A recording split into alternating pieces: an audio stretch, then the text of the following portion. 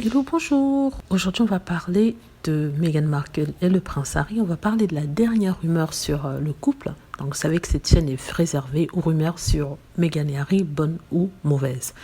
Donc, la dernière en date concerne le prince Harry.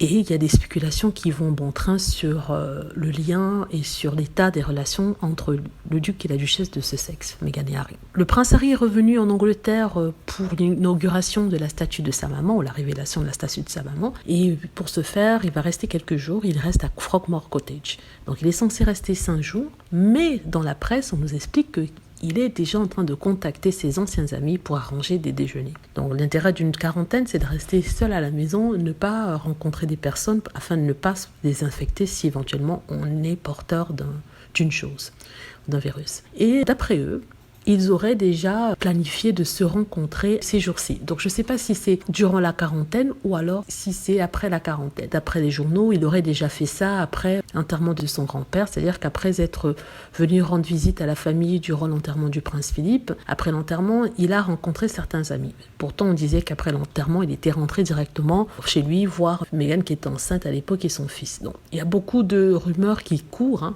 Alors, à l'annonce de ça, les fans de la famille royale et ceux qui veulent vraiment que Harry et Meghan se séparent se sont excités. Alors pour eux, c'est un signe que rien ne va plus entre le couple Sussex et que si le prince Harry essaie de renouer avec ses copains, ses amis qu'il avait soi-disant abandonnés parce qu'ils prenaient le parti du prince William au lieu du sien, ça veut dire qu'en fait les choses ne vont pas bien, qu'il prévoit déjà un divorce, une séparation, donc il remet les contacts qu'il avait avec les gens qui lui étaient proches avant l'arrivée de Meghan Markle.